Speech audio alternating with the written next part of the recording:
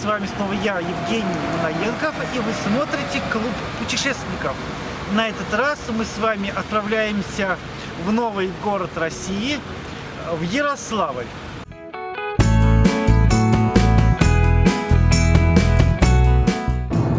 Мы отправились в Ярославль на попутном автомобиле.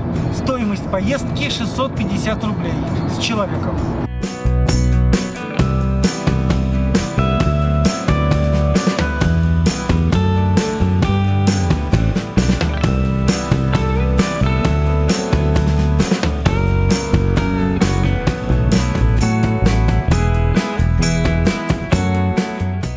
Ну вот, дорогие друзья, я прибыл в Ярославль. Добро пожаловать в Ярославль. Добро пожаловать в Ярославль. Добро пожаловать в Ярославль. Добро пожаловать в Ярославль. Ребят, добро пожаловать в Ярославль. Меня здесь уже приветствуют. А сейчас вкратце о городе.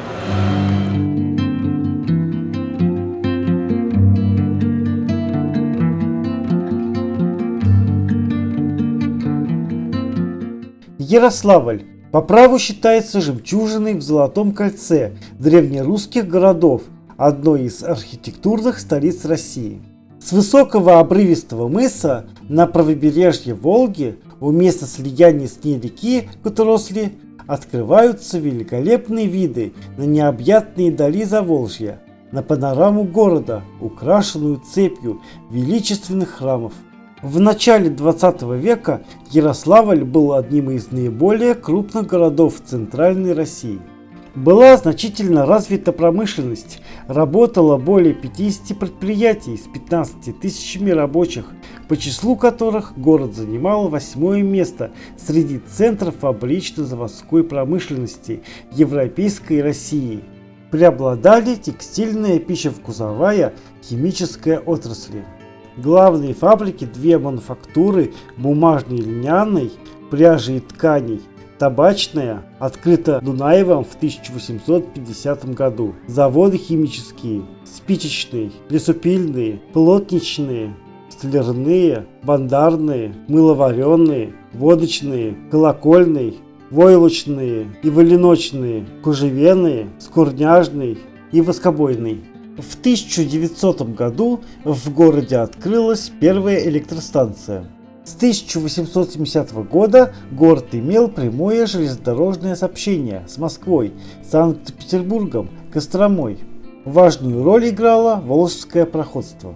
В Ярославле располагались конторы и пристани 5 пароходных обществ.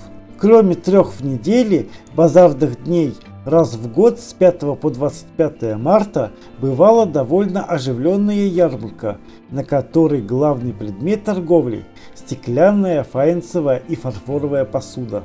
Наиболее значительным событием в новейшей истории Ярославля по своим последствиям стало выступление в городе антибольшевистских сил в июле 1918 года во главе с полковником Александром Петровичем Перхуровым во время гражданской войны в России, подавленная превосходящими силами Красной Армии.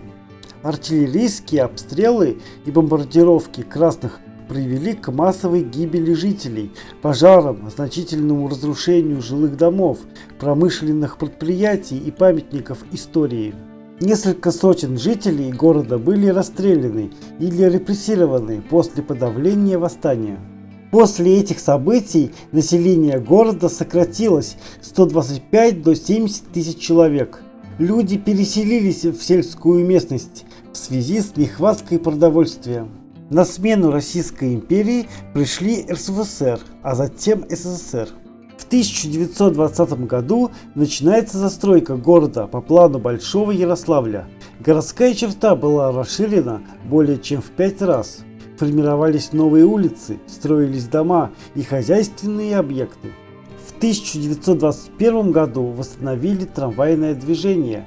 В 1922 году была построена канализация в центре. В 1924 году новая телефонная станция взамен разрушенной. В 1925 году установлен первый телефон-автомат. К середине 1920-х годов в городе было уже более 100 тысяч жителей. Во время Великой Отечественной войны Более полумиллиона жителей Ярославской области отправились на фронт.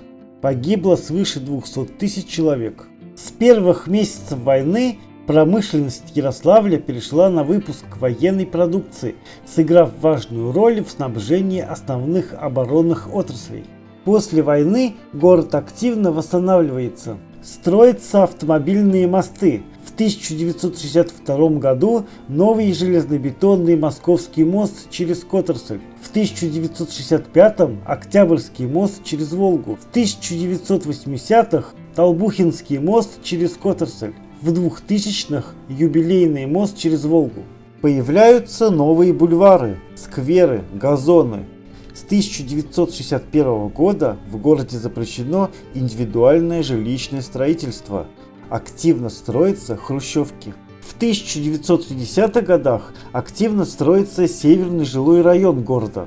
В 1983 году реконструируется Советская площадь, церковь Ильи Пророка 15 века, корпуса присутственных мест 18 века, административное здание начала 1980-х, достроен театр юного зрителя, 800 мест, плюс 350 мест кукольного театра. В середине 1980-х достраивают Ярославский речной вокзал.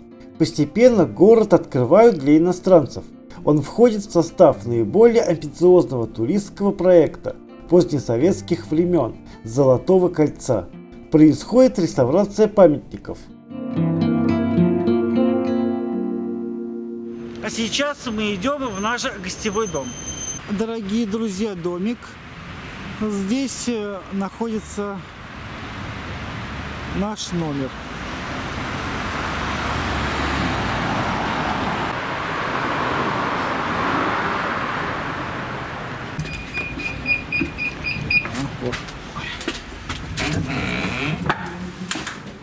Высокие лестницы здесь. Здравствуйте. Здравствуйте. Да. Скажите, пожалуйста, фамилию, я вас найду. Манаенков Евгений. Ваш номер на этом этаже 11. Вы, пожалуйста, пока проходите. Идем в наш номер, дорогие друзья. 9, 11. Где покушать.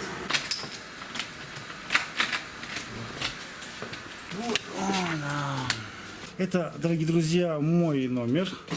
Сойдет. Для того, чтобы просто переночевать, сойдет. И 2 кровати стоят. Здесь у вас, видите, идет на 2 номера душ и туалет. Ага. Здесь душ. Да. Идет на 2 номера, что вполне удобно. Здесь туалет. Всегда чисто тоже там. Так, дорогие друзья, туалет.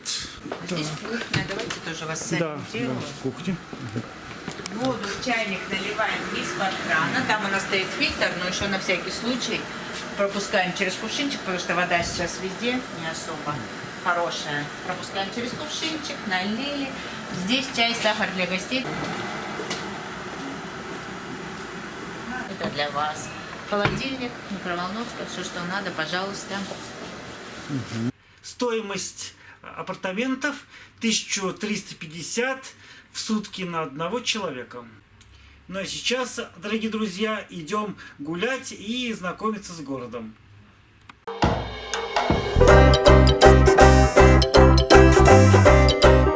Ярославль и сегодня крупный культурный центр России. Улицы, площади и набережные города – своеобразный музей, экспонаты которого прекрасные памятники прошлого. Великолепные архитектурные сооружения оживляют прекрасные видовые перспективы берегов Волги и Коттерсли, создавая непрерывную цепь зрительно связанных между собой ансамблей.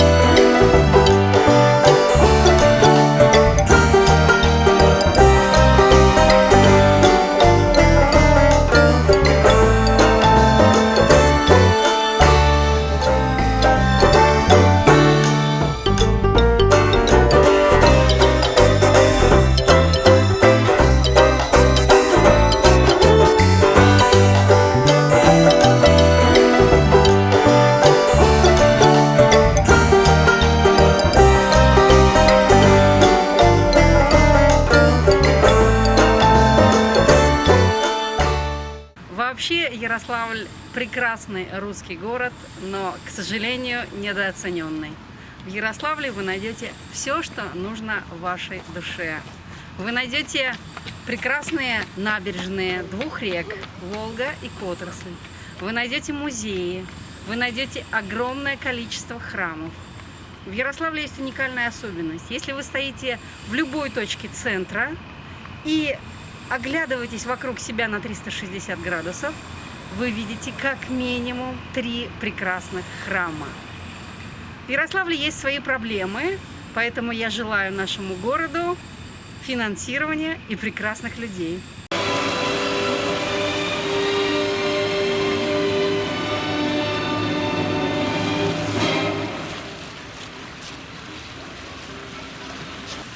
Дорогие друзья, мы находимся в парке Стрелка, в замечательном парке с танцующими фонтанами.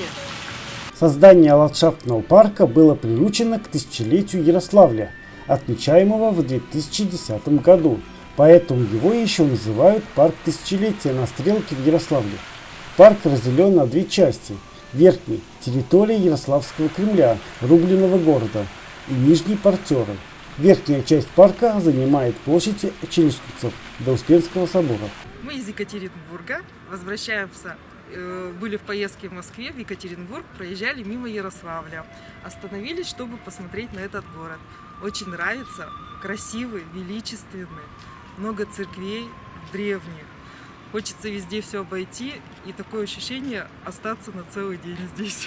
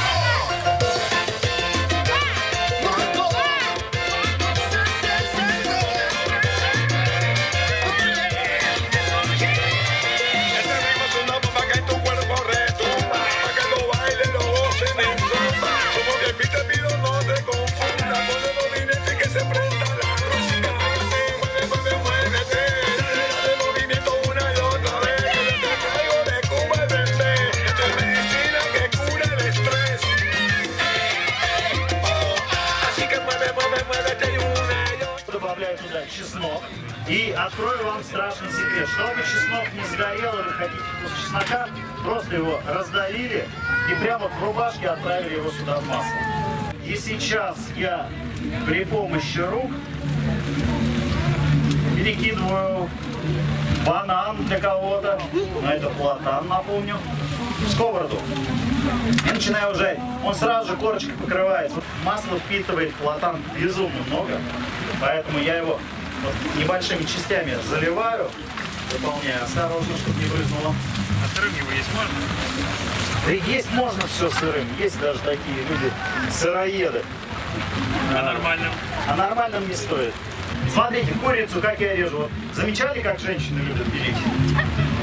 Сволочь ты, муж, где ты? Вот как бы ты накосячил? Не, а мужчина подошел, раз, два. А вообще надо в одно движение. Добавляю соус унаги.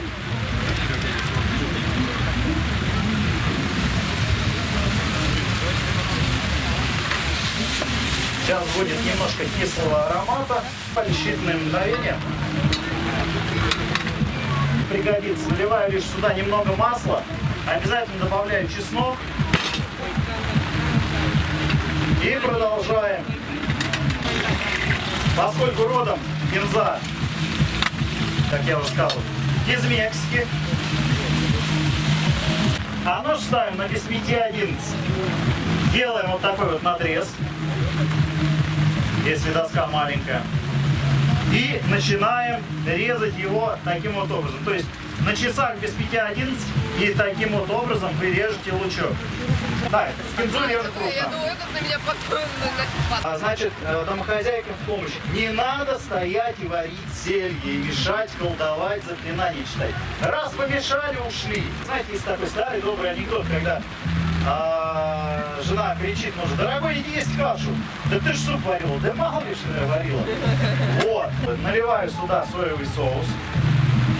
Соевого соуса наливаю порядка 50 миллилитров. Поскольку я ни грамма соли не добавляю, добавляю сюда немного воды. Я беру крахмал. Вот именно как я делать проблематично сложно, потому что сейчас он может просто сгруппироваться там и превратиться в комочек. Но при правильном помешивании, запомните, что-либо перемешивать, мешаем только по центру. Вы создаете воронку и все туда затягиваете. Все. Это потом. Значит, что я сейчас делаю? Отправляю сюда курицу, прогреваю овощи, отправляю в курицу платан. Нужно познавать еду всегда новую. Надо пробовать. Это как путешествие в новую вселенную, в новый мир. Вы открываете для себя. Приехали в какую-то страну, узнали новые традиции, узнали новые обычаи. Запомните, когда вы готовите, не надо убираться во время готовки. Убираемся только после того, когда мы закончили готовку. У нас уже почти что все готово. Соевый соус. Пока мы умеем же работать. Добавляем сюда лук и кинзу. Зелень всегда добавляете в последний момент. Теперь все это дело перемешать. Завидуйте. Хотя не завидуйте. Вот. Рекомендую всем попробовать. Значит, что? Ну давайте я угощался. Насладился вкусом еды.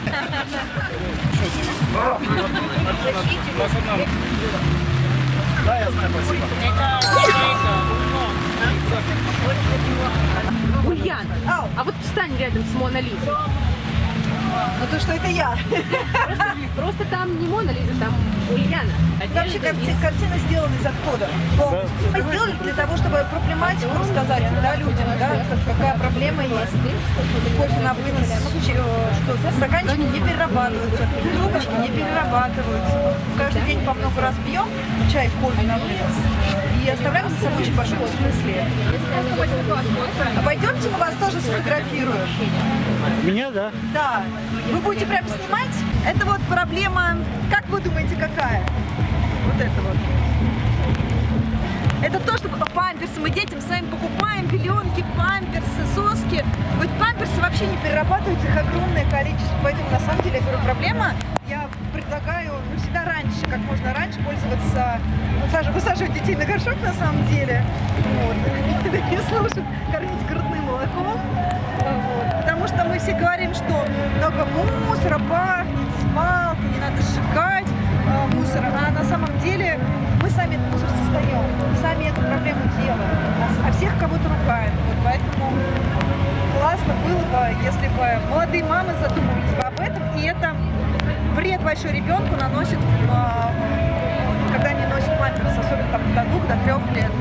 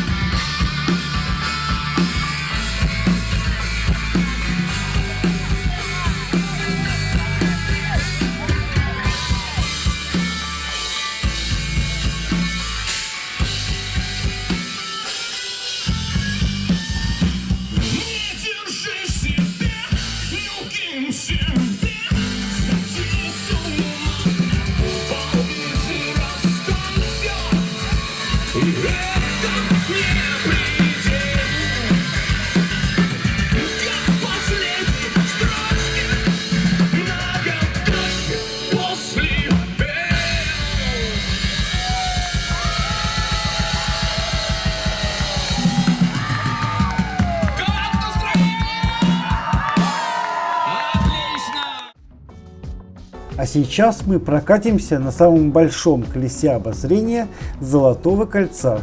Стоимость билета на одного взрослого человека 350 рублей. В вечернее время. Днем дешевле 250 рублей. Здравствуйте, уважаемые ярославцы и гости города. Мы рады приветствовать вас на самом высоком колесе обозрения не только в городе Ярославле, но и в городах Золотого кольца России. Колесо носит название «Золотое кольцо» и построено группой компаний «Триколор». Колесо высотой 65 метров оборудовано 30 современными, безопасными и комфортабельными кабинами. Ну вот сейчас мы прокатимся, и я вам покажу, какой замечательный вид открывается с этого замечательного кольца.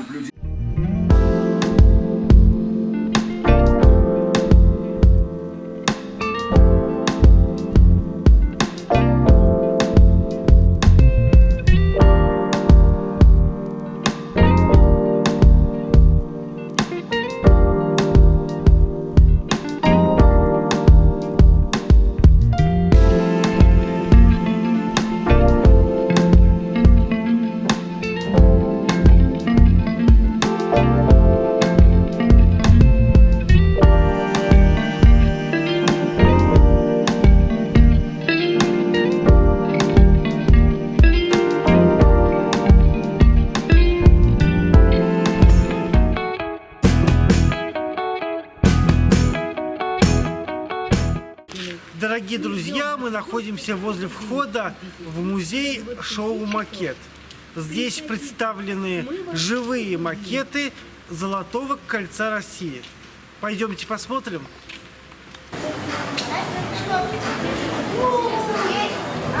Стоимость посещения музея 900 рублей с одного взрослого человека. Шоу «Макет. Золотое кольцо». Уникальный проект для России и мира. Здесь собраны в одном помещении все города Золотого кольца. Не просто сделали миниатюры, а воссоздали главные культурные объекты, передали жизнь городов, их звучание и атмосферу.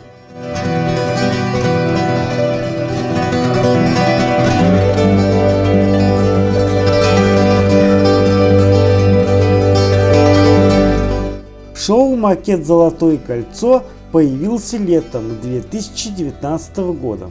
На площади музея 300 квадратных метров размещены макеты самых значительных исторических зданий и культурных объектов города Ярославля: Костромы, Углича, Иваново, Ростова-Великого, Переславля-Залесского, Сергиев-Посада, Владимира, Суздаля, Рыбинска, Шуи, Полеха, Романово-Борисоглебска.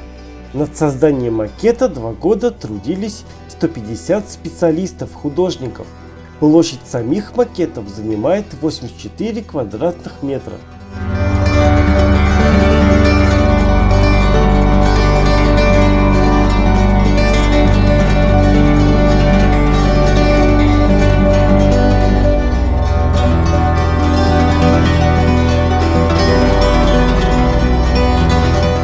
Это не просто макеты зданий, а города, населенные жителями.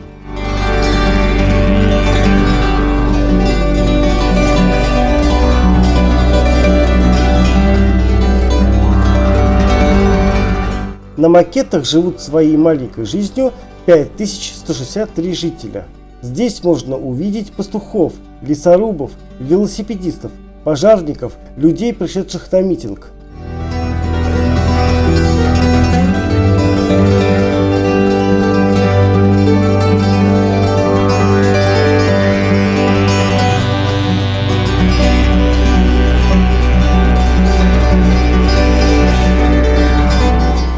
В Костроме зима, из горы катаются лыжники.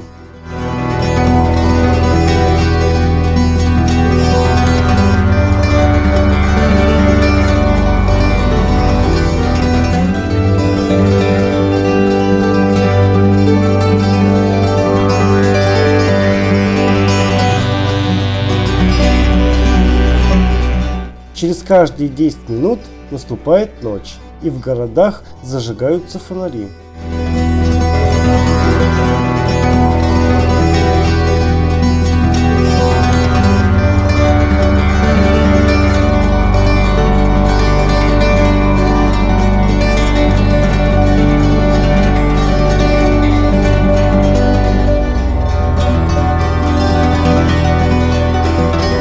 Нечасто можно посмотреть на здание с высоты и увидеть его во всей красе, а здесь здание перед нами, как на ладошке.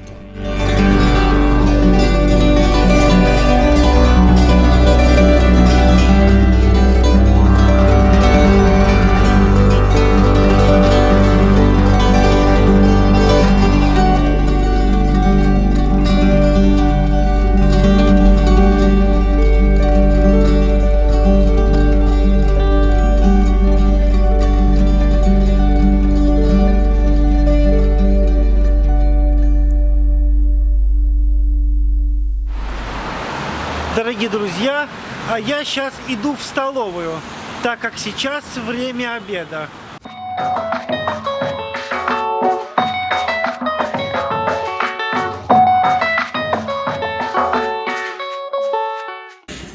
Я взял себе суп уха, макароны с домашней котлетой, компот и 2 куска хлеба. Стоимость обеда 250 рублей.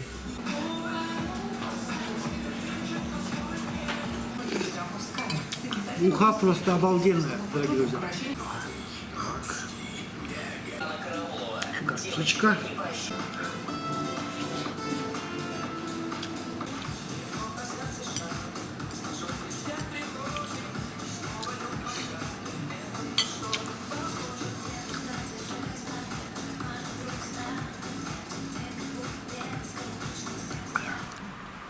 Я пообедал, очень все вкусно, цены адекватные. Сейчас я отправляюсь в Женский Толкский монастырь.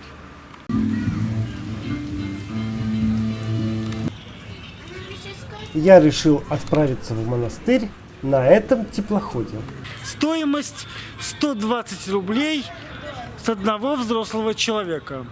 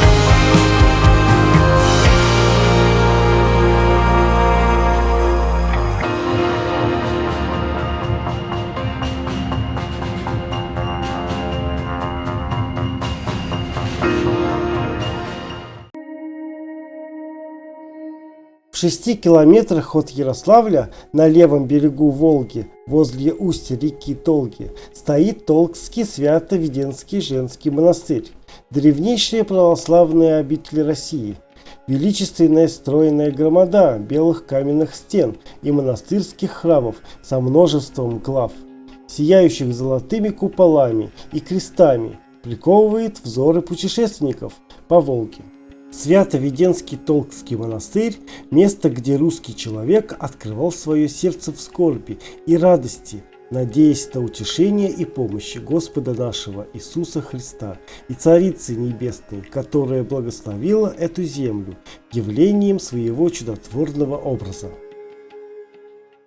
Вход 500 рублей с одного взрослого человека. Плюс фото или видеосъемка тоже также 500 рублей. Толгская обитель возникла во время монголо-татарского нашествия и княжеских междоусобиц и поставлена не от царей и богатства, а слезами, постом и молитвою. Основание обители связано с загадочным явлением ростовскому епископу Трифону, чудотворной иконой Богоматери. В конце XIV века, во время сильного пожара, в монастыре сгорел первый деревянный храм. В пламени погибли богословские книги и церковная утварь. Монахи собирались покинуть пепелище. Они считали утраченной свою святыню, икону Богоматери, явленную им на берегу Волги. После пожара заново отстроить обитель помогли благотворители. Помощь открывали ярославские князья. Князь Федор Федорович пожаловал монастырю деревню Кукульцино, а живших в ней крестьян освободил от княжеских повинностей и податей. Внесли свой вклад и состоятельные ярославские купцы. Никита Яковлевич Львов пожертвовал обители 200-пудовый колокол. Для богослужений приобрел расшитые жемчугом и драгоценными камнями одежды, а для монахов построил каменные кельи. Со времен Ивана Грозного монастырь под постоянным царским покровительством. В конце 17 века при игумене Гордиане обитель расцвела. В это время возвели новую величественную Веденскую соборную церковь на месте старой, обветавшей и маловместительной. Под соборным храмом усыпальница почетных граждан города, вносивших пожертвования в обитель, и представителей древнейших боярских родов – Голицыных, Вяземских, Троекуровых, Пельгуновых. Монастырь обнесли каменной оградой, в которой устроено 9 башен. Обитель посещали члены царской семьи. В 1763 году здесь была Екатерина II, в 1913 Николай II с семейством. В 1862 году сюда прибыл Игнатий Брянчанинов. В год 600-летия в 1913 году в монастыре открыли сельскохозяйственную пчеловодческую школу с приютом для сирот, в которой за счет обители обучалось 25 учеников. Монастырь владел 390 гектарами пашни, 444 гектарами сенокосной земли, 272 гектарами леса и 254 крестьянскими дворами, кроме земли. Монастырю принадлежали переправы через Волгу, рыбные ловы и мельницы. Монахи торговали в городах Поволжья. В Ярославле монастырь имел двор и лавки, амбары и харчевенные избы. В 1885 году мещанка Орлова пожертвовала монастырю землю и 3 деревянные флигеля в городе Рыбинске. Мы приехали из Санкт-Петербурга с дочкой, путешествуем по Ярославлю 5 дней, и один из дней сегодня вот мы выбрали. Вчера, видимо, не судьба нам была, потому что народу много, решили, когда поспокойнее приехать в Ярославский Толгский монастырь. Мы просто в восторге. Мы, конечно, ехали к иконе, об этом отдельная история, это личные эмоции. Но пока настолько тяжело говорить от эмоций, от хороших эмоций. Нам все безумно понравилось. Количество мощей, святынь и эмоции переполняют нас. Если честно, мы просто, если можно сказать, поставить по 5 звезд, 25 звезд поставили бы. Так что спасибо всем, люди все добрые, отзывчивые. Ну и, конечно, это то, что хотелось нам, мы помолились и надеемся, что это место принесет нам удачу и счастье. А ребенок много почерпнул по истории. Надеюсь, что когда-нибудь мы вернемся снова сюда. Мы сейчас находимся в Кедровой роще. Славилась обитель чудесной кедровой рощей. Кедровая роща, посаженная в XVI веке в память чудесного обретения иконы Богоматери после пожара. Особое место в обители. Здесь по тихим тенистым аллеям прогуливались цари, князья и знаменитые гости толки.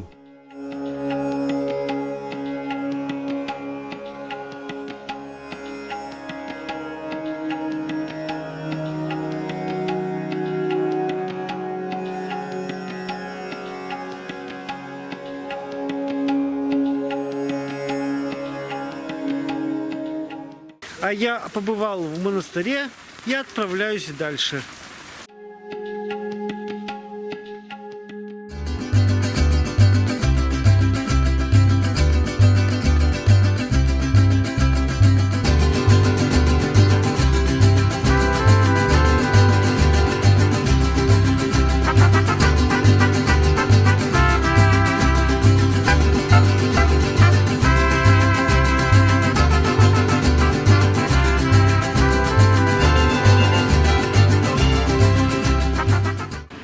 Дорогие друзья, я сейчас нахожусь в Ярославском зоопарке. Стоимость посещения всего зоопарка 700 рублей с одного взрослого человека. Идемте смотреть и наблюдать за животными.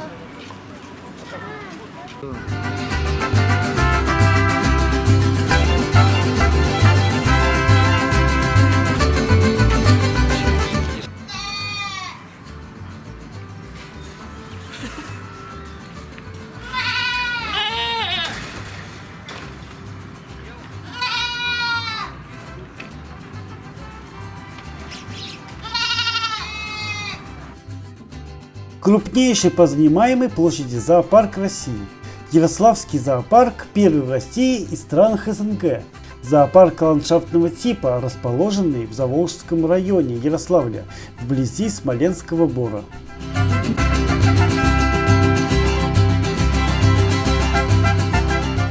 Мы сейчас отправляемся в парк Копытных на электромобиле.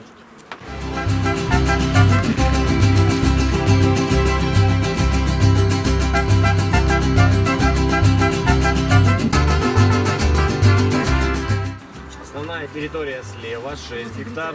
Проживают зубры, яки, благородные олени.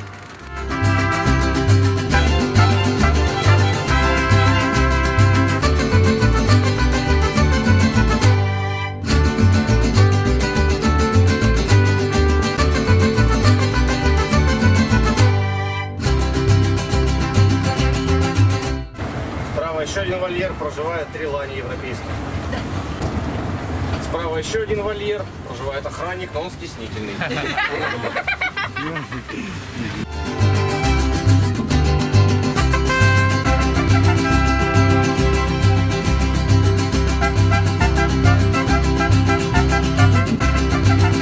Справа орлан белохвост, самая крупная хищная птица России.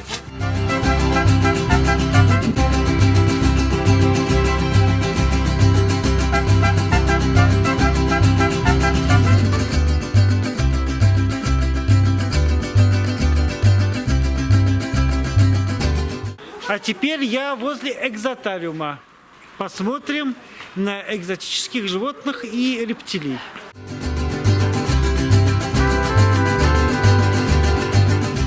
Официально открыт 20 августа 2008 года в рамках подготовки к тысячелетию Ярославля. Общая площадь зоопарка составила более 67 гектаров. На день открытия было освоено около 14. Коллекция тогда содержала более 450 экземпляров животных, более чем 200 видов. По состоянию на лето 2018 года зоопарк занимал 120 гектаров земли, на которой разместилось более чем 1000 видов общей численностью 3300 особей. За первое полугодие этого года его посетило почти 150 тысяч человек.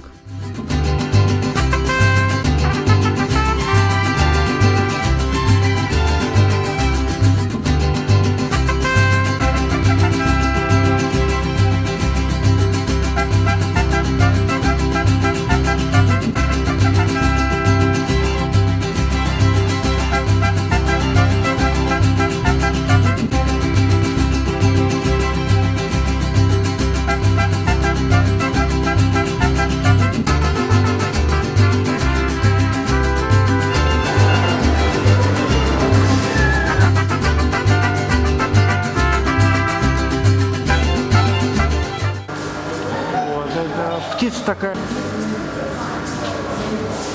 Тукан. Тукан, да, точно вспомнил.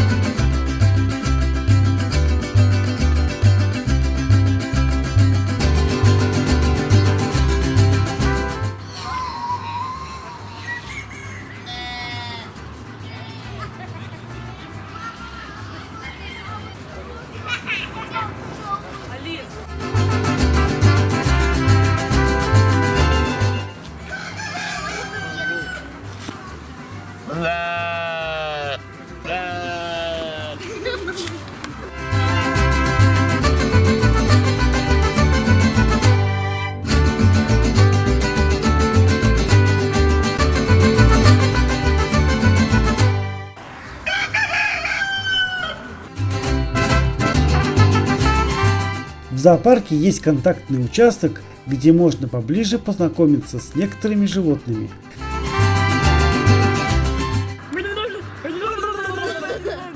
А ты что стоишь? Давай вместе пообщаемся. Индюки собрались и общаемся. О, спасибо.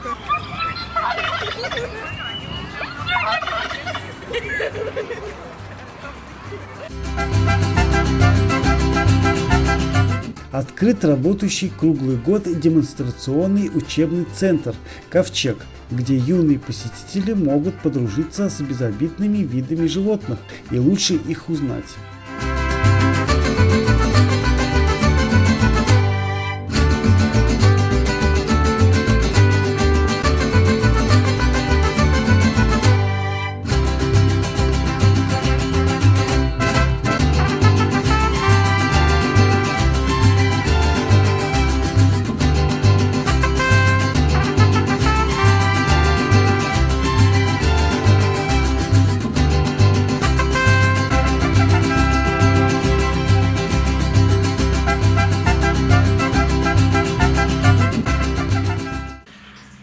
Дорогие друзья, Ярославский зоопарк, он не такой большой, как московский, но в итоге здесь довольно много разных животных. Также можно погладить животных, можно покормить.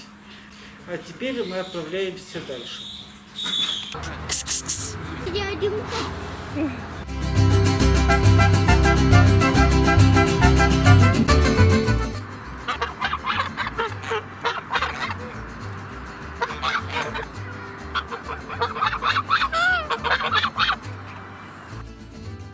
Директор зоопарка с момента основания Теймураз Кукулевич Браташвили.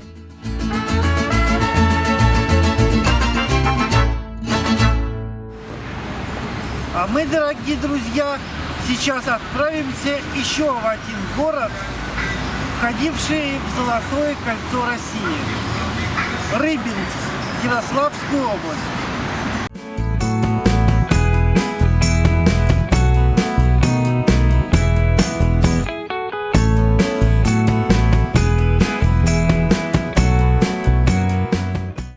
Дорогие друзья, я прибыл в Рыбинск, и сейчас я нахожусь возле входа в Корякинский сад.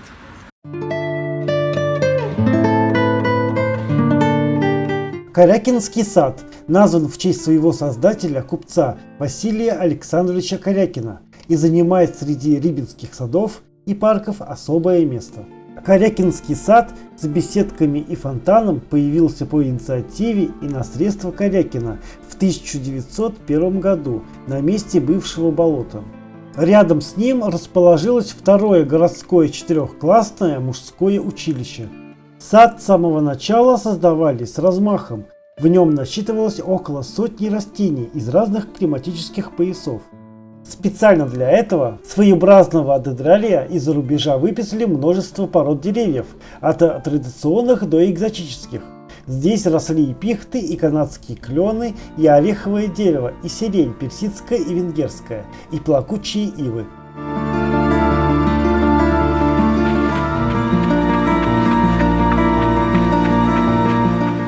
В ранние советские годы сад пришел в запустение. Во время Великой Отечественной в нем вырыли бомбоубежище, уничтожив многие посадки в центральной части. После войны зеленый уголок реконструировали, но редких пород деревьев в нем почти не осталось. Зато появились аттракционы и детские площадки, и место стало считаться пионерским. В 2018 году Корякинский сад открыли после реконструкции. Рабочие расчистили пруд и сформировали берега, высадили новые деревья и кустарники, разбили клумбы, подсыпали дорожки, установили фонари.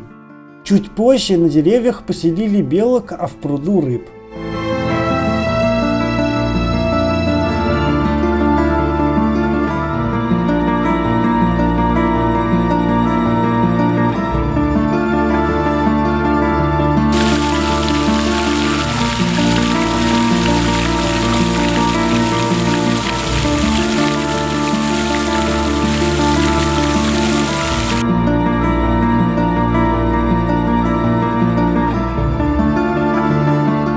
А здесь можно загадать желание, окунуть руку в фонтан, и желание исполнится.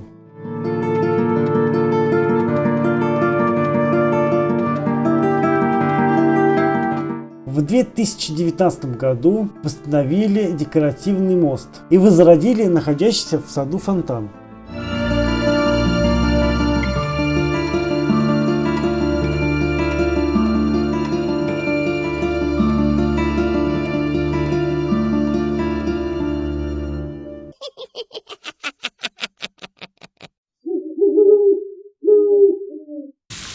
Я в этом парке бываю почти каждый день. Это редкий день, если я не бываю. Вот. Бываю с подругами, бываю с одной подругой закадычной, как говорится. Вот. Он мне очень нравится. Я здесь живу с детства, в этом районе. Раньше я ходила на каток в этот сад. Вот. А теперь он стал прекрасный, очень даже замечательный сад. Мы побывали в этом потрясающем парке, и дальше мы отправляемся на набережную Волги.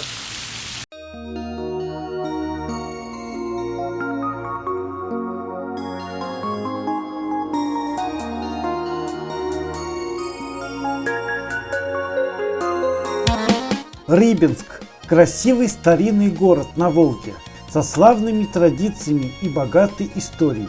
Несмотря на свой огромный промышленный потенциал, Рыбинск обладает всеми возможностями для развития туризма. Город расположен 84 километра на северо-запад от Ярославля.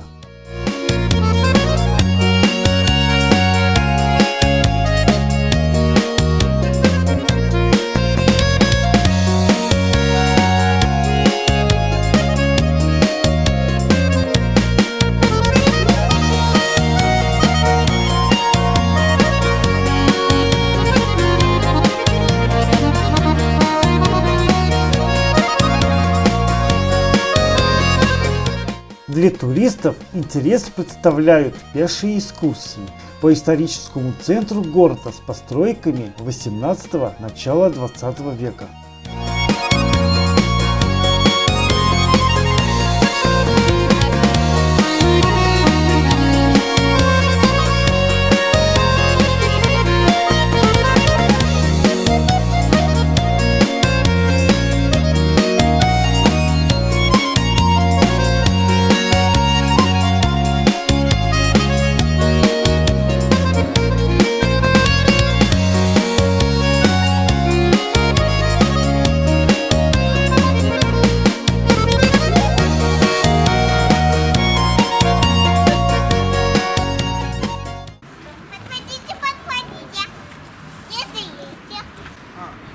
Конечно, выбор. Это же самый приятный момент, когда выбираешь. А вы на него не смотрите, он не сможет все равно вам передать то, что он чувствует. Берите, подходите, не стесняйтесь. Полезный. Хлеб из пророщенного зерна пшеницы. Рецептура 19 века. Технологии 21-го. В каждом кусочке хлеба, как в одной буханке хлеба, по кислотности, как в 5 килограмм яблок. И по своей клетчатке. Вот. Вырабатывают по старинным рецептам. Бабушки, закваска столетняя, ведется поколениями.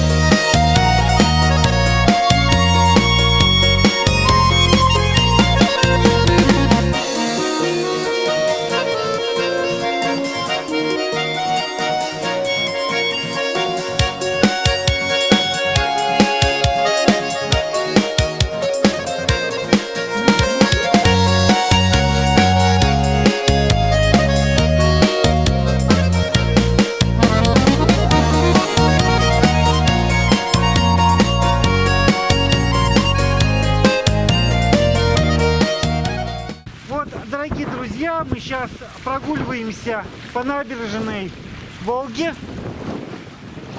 Здесь шикарно. Шум реки, прям как на море.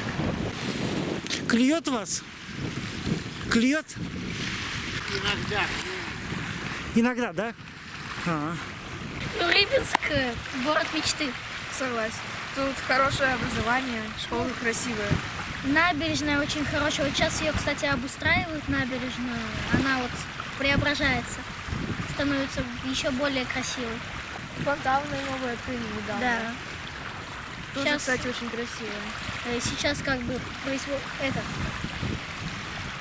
чинятся дороги, вот мост делают, укрепляют опоры.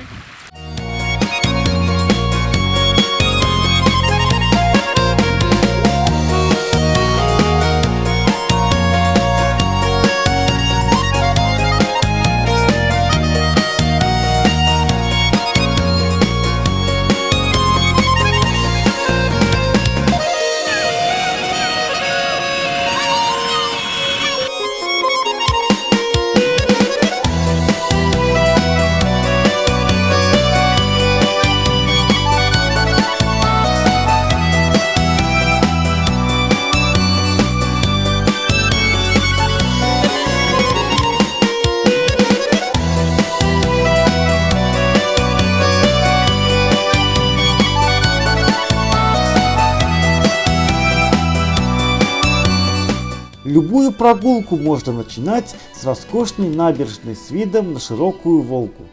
Большинство главных достопримечательностей Рыбинска расположены совсем рядом.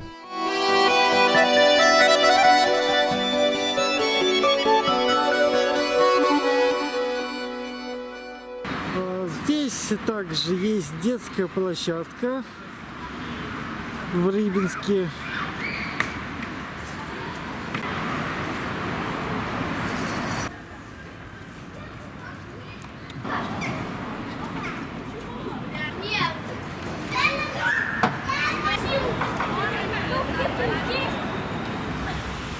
Ну вот, дорогие друзья, наше путешествие по городу Ярославль подходит к концу. Я надеюсь, вам понравилось, было познавательно и интересно. А с вами был я, Евгений Маноенков, и клуб путешественников Ярославль и Рыбинск. Подписывайтесь на канал, ставьте лайк и нажимайте на колокольчик, чтобы не пропустить новые видео из новых путешествий. Я с вами прощаюсь. Всем пока-пока и хороших путешествий!